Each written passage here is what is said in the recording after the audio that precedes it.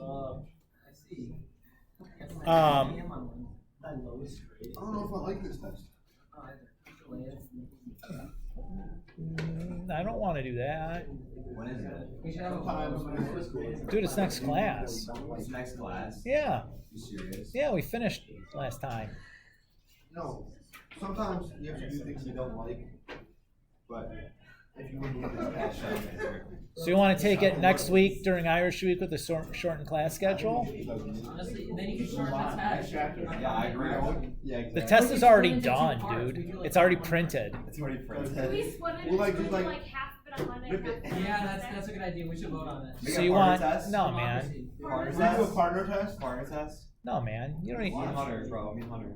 Look, partner test is gonna slow you down.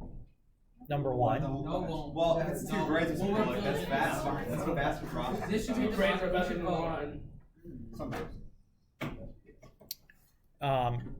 No, man. So, what you should expect is you should be able to use the rational zeros theorem to list all the possible rational zeros for a polynomial. To do that, you just need to look at the factors of the leading or of the constant term, divide by the factors of the leading coefficient. You should be able to use the fundamental theorem of algebra to determine the total number of zeros for a function. To do that, you just need to look at the degree for the polynomial. You should be able to use proper limit notation to describe the end behavior of a function. You should be able to use your calculator to find the coordinates of the extrema. What do I say extrema? What do I mean? Yeah, the maxes and mins, right? Local, globals, whatever. You should be able to use your calculator to find the real zeros for a function. When I say real zeros, what are we talking about? X-intercepts, right? Given a polynomial and an interval, you should be able to show that all the real zeros lie within that interval. To do that, that would have been just like this one from the examples in the homework. So you just take your interval and you do a synthetic division on each side, and the results underneath tell you whether it's an upper or lower bound for all the zeros. That's just based on if it's negative or positive. The theorem is listed right above it that tells you the criteria that you're looking for, right? So something has to do with negatives and positives, a little bit more to it than that, but pretty much.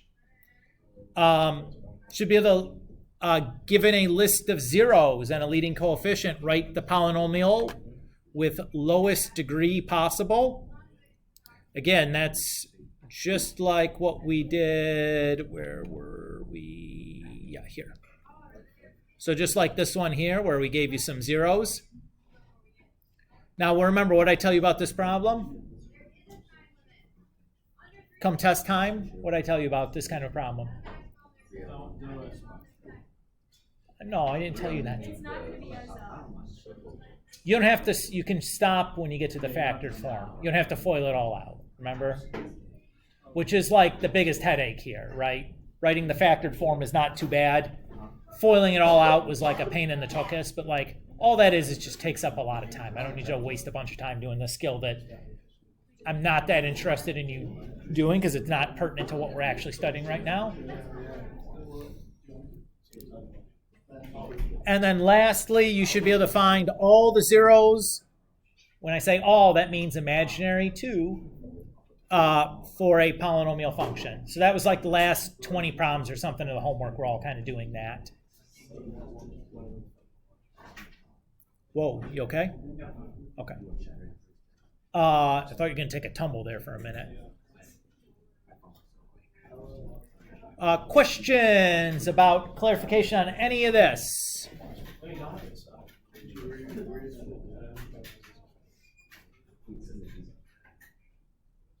Any of this for test clarification? Questions? I will do that right now. The answer is no.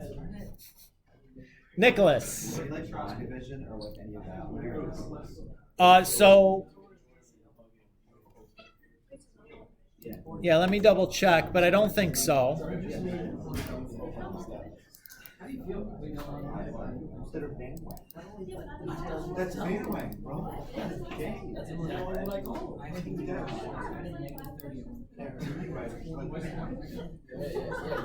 But the issue is, I might not like this. It's the first grade in the book. I might just be like, all right, George. So total, not at that point, I might just. Yeah, no long division. What about that other one? What about the other You one? like switch like the value, so it's like. Is that what else? We like you switch a value and you like break it down and like. You mean synthetic division? Well, that's going to be part of like several of these processes, Okay. but I'm not going to ask you to do it by itself. There's no long division, basically. Correct. Gift to you.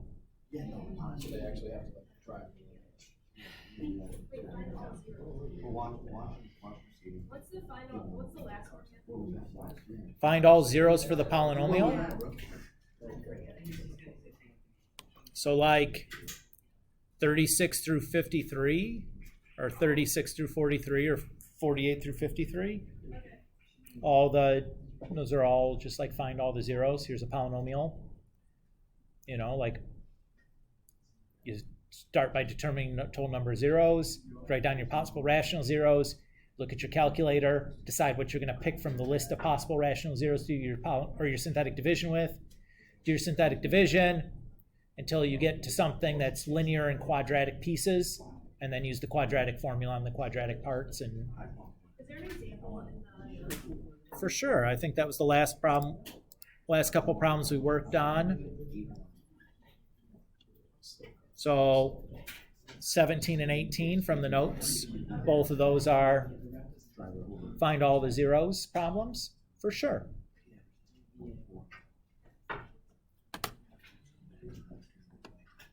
All right. Homework questions. At this point, we've assigned it all. Does anybody have questions from homeworks? Aiden. Can you just do an example of like synthetic division just in general? Synthetic division just in general. Sure, dude.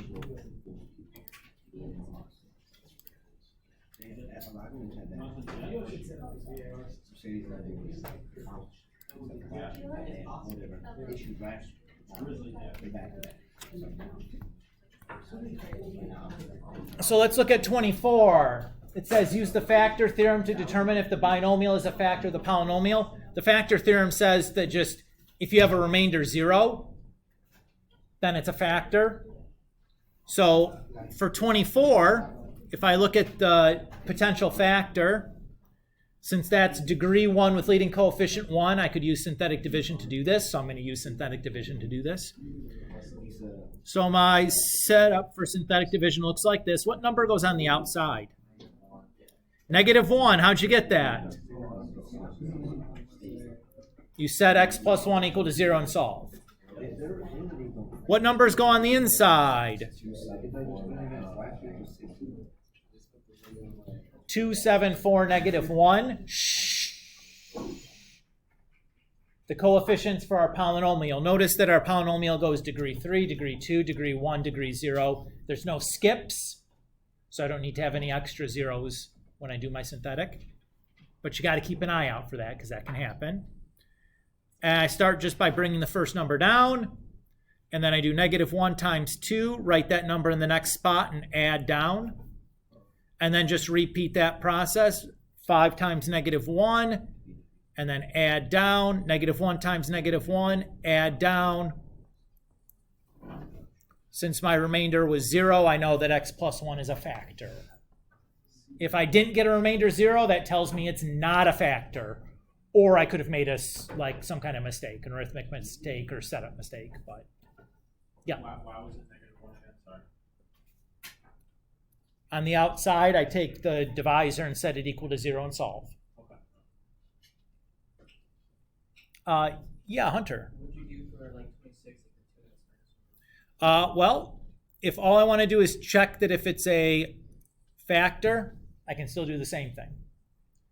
Actually doing the factoring is a little bit more complicated than that, but if all I want to do is check, I could do long division, or since it's still linear, I can make the synthetic division work if all I'm really doing is checking for a factor.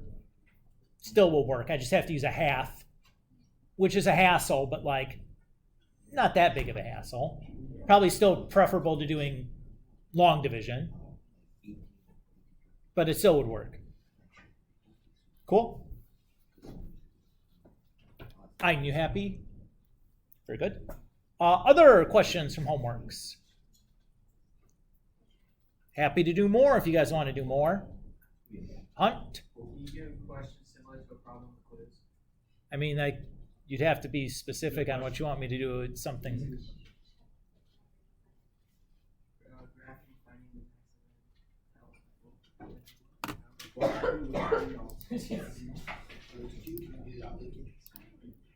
So let's say, I don't know.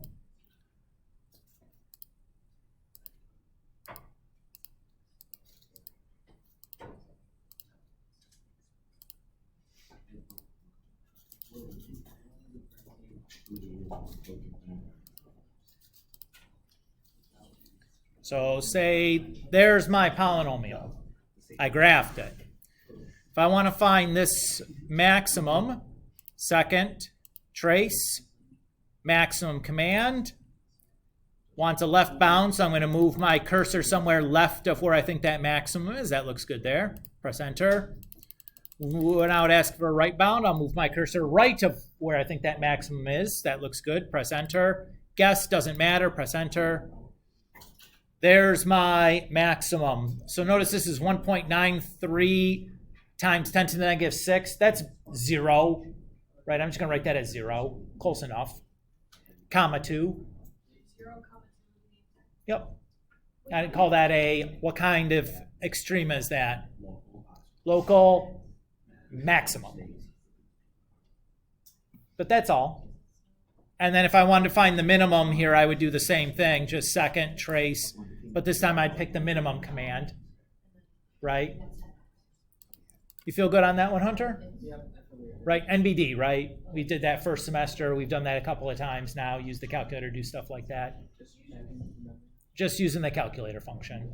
You just plug in like the y equals whatever that is. You just plug that in. Whatever the polynomial is that you're trying to do stuff for, you just type it into the y1. I just made something up. It was actually a good one. It looked pretty nice. It was easy to see the maxes and mins. You're not even guaranteed to get 3 extreme out of that. Or 2 extreme out of that. I got lucky. Jacob. Could you do one the first step where you find the zeros but not finding the active zeros? How many zeros they receive? Like this one? Yeah. Yeah. So the theorem says that you'd have at most the degree of the polynomial, number of zeros. So for number 3, the degree is 5. So you'd have at most 5 zeros, or you could write down 5, 4, 3, 2, 1, or 0. You could have that number of zeros. And the extrema is at most 1 less than the degree. So if this is degree 5, you'd have at most 4 extrema. But if you graph this thing, it might have 4, but it could have 3 extrema, could have 2 extrema, could have 1 extrema, could have no extrema. We don't know, just from looking at this, what's going to happen. This is an at most, right? So you just have like an upper bound on the number of these things you can have, but you don't have like an exact yet, at least for the zeros piece. Nick. 4 have 9 zeros then? Yep. And how many extrema? Except you have to say at most, right? Just write at most. Don't list them all, like all the possibilities. Like that's annoying. Just say at most, right? It's way simpler. You could though list them all, but like, why? Yes, Emily. Can you do one of the ones finding the zeros? Like the last. Like that last block of questions. Yeah, just any of those. Anybody got let's do 52, right? Because that's an odd one. That feels like a good one, right? Or an even one, excuse me. It's always nice to do the even ones that you don't have an answer for. You know what I'm saying? Thanks, Bladen. I'm always good for a hypothetical response from. All right. So using the fundamental theorem of calculus or of algebra, how many zeros should I have? The fundamental theorem of algebra is different than that first theorem. This is exactly 3. But in doing that, what do we have to count? Imaginaries and repeats, right? Multiplicities. So some solutions might be used 4 times. That counts as 4 separate zeros, even though there's only one x-intercept. How do you know when there's exactly 3 or when there's So there will always be exactly 3, but you have to make, if there's going to be exactly 3, we have to count the imaginary stuff. We have to count the multiplicities to get to exactly 3. If you just look at the x-intercepts, there is at most 3 x-intercepts, right? Because you can't see the imaginary ones, and a repeated one only looks like 1 x-intercept, even though it might be a 0 that is used 3, 2, 3, 4, 5 times. Cool? Yeah. Okay. My possible rational zeros are going to be factors of the constant term. So 1, 5, 7, and 35, divided by factors of the leading coefficient. Cool with that.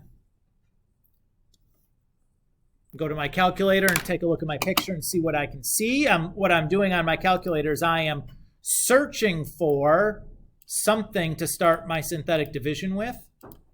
So I'm looking at the x-intercepts is what I'm going to be interested in on my calculator.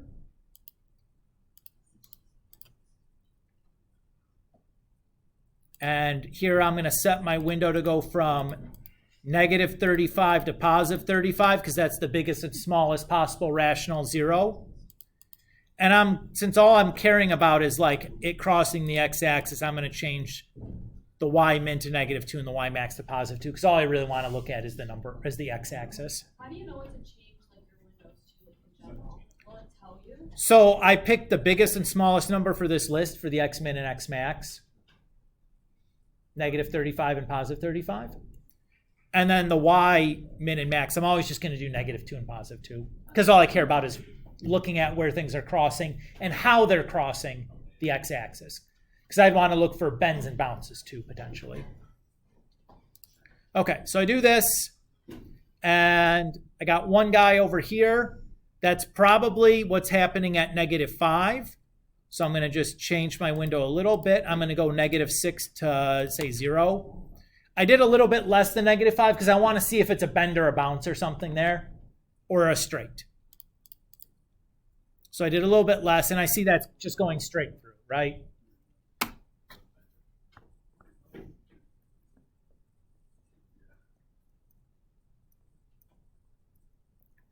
So that tells me I have 1 real 0, but I'm supposed to have 3. Where are the other 2? Yeah, so 2 imaginaries then. So I'm going to start my synthetic division with -5, the 0 that I know. And I want to point out to you that -5 I know is one that I can use because -5 is on my list of possible zeros. So now I'll fill out my synthetic division, 1, 1, -13, and then 35.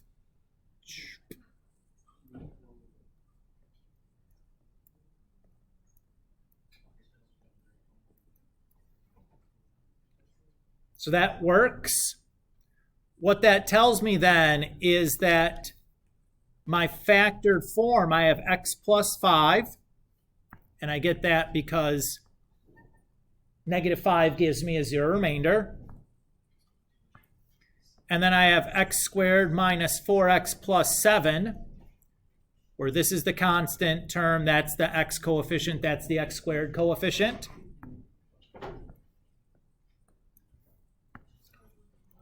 And now that everything is factored to linear and quadratic pieces, I can just set this thing equal to 0 and apply the zero product property.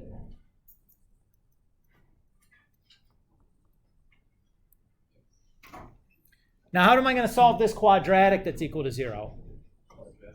Quadratic formula, excellent. You all remember the formula for the quadratic formula? Negative b plus or minus b squared minus 4ac all over 2a. So negative 4 squared is 16. 4 times 1 times 7 is 28. 16 minus 28 is negative 12.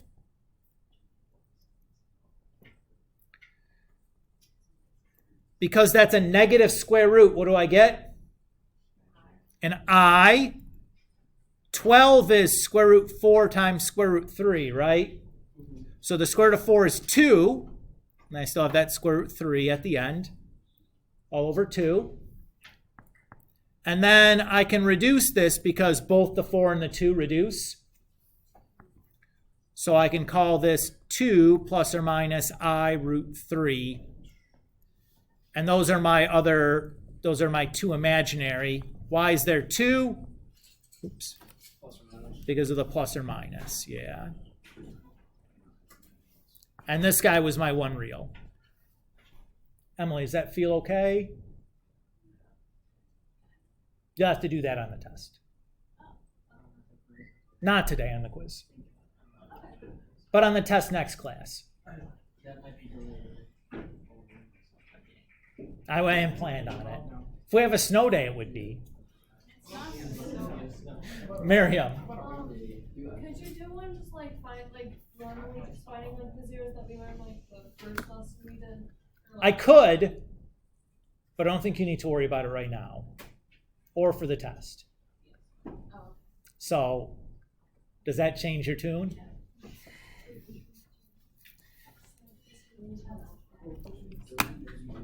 She's talking about like one of these problems here where you might have to just like do some factoring. And I'm just telling her that you don't have to do that in the quiz and we won't have to do it on the test.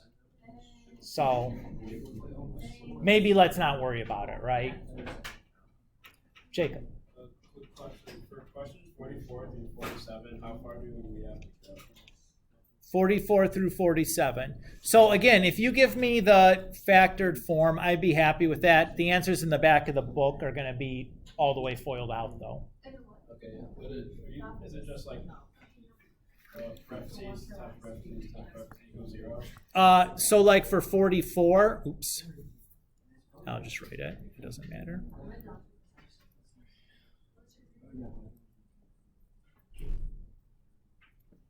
Like that answer would be fine for me. Okay. Cool? Do 48. Yep. Back to this one.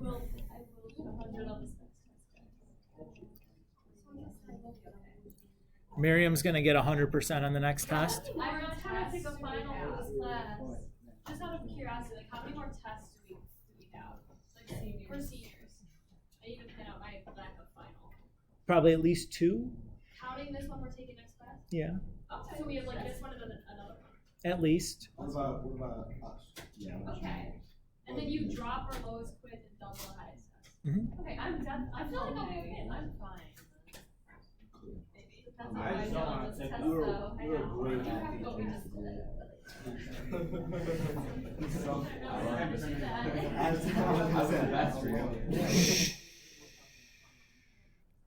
So 48. We have 3 zeros. My possible rational zeros are going to be factors of 40. Yuck.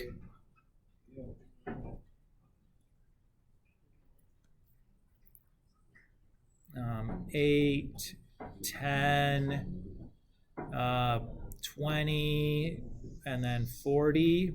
Over factors of the leading coefficient. Yuckarooskies, that's a lot of stuff. but that's fine because I'm just going to go to my calculator to weed that list down anyways.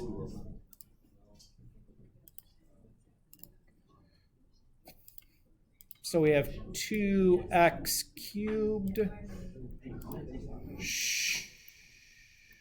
minus 5x squared plus 16x minus 40. We'll go from negative 40 to 40. Again, the biggest and smallest thing on my list, and then zoom in after that. So I hit my graph. Looks like everything is happening right around there. So that's probably, I don't know, it could be 2, 4, 5, something like that. So I'll just go like 0 to 8. Should be enough for me to see what's going on. Okay. Did I type something in wrong?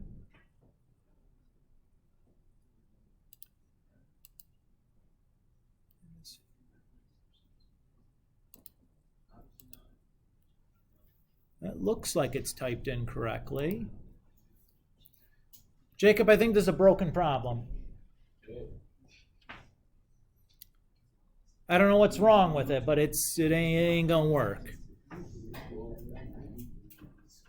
Yeah, I think I see the problem. What if this was...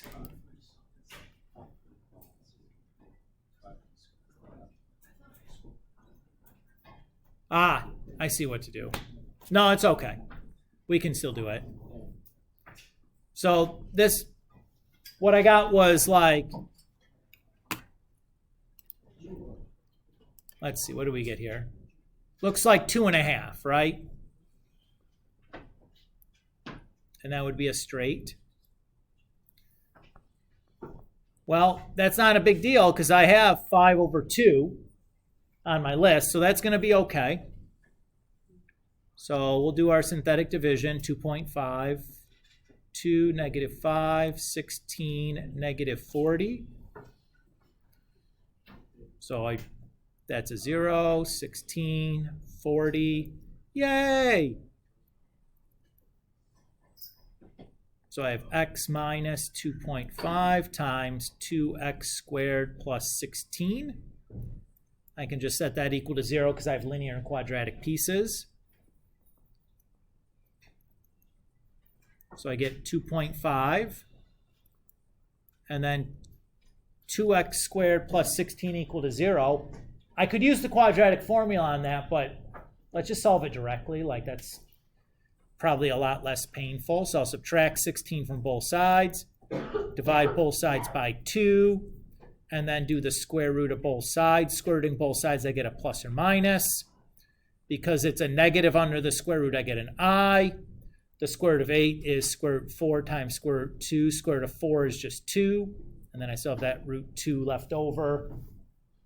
There's my 3 answers. Again, I have my 1 real, and then my 2 imaginary. Does that feel okay? If you're clever, you might have noticed that you could have factored this one by grouping and not had to do anything with the synthetic divisions at all if you would have preferred. Just pointing that out. But I did it this way because that would have been my expectation is what you would have tried to do.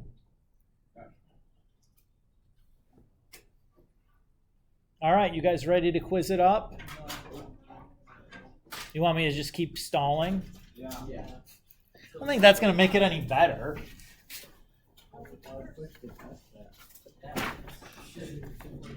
The test is not moving, dudes.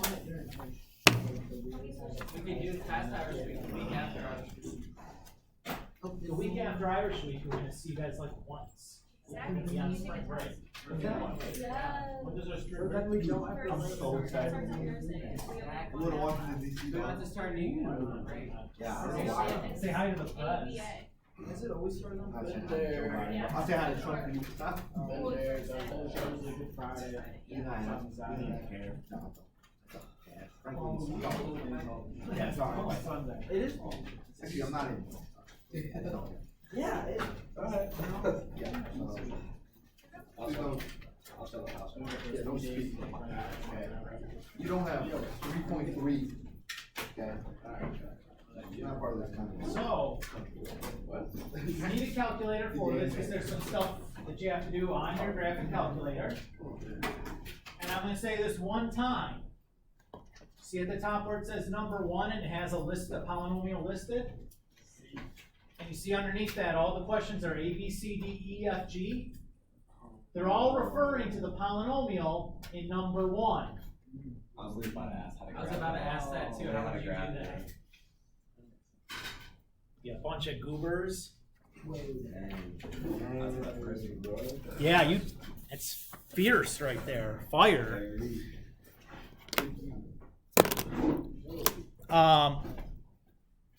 Everybody cool? Enough anyways? Okay, get your chill on.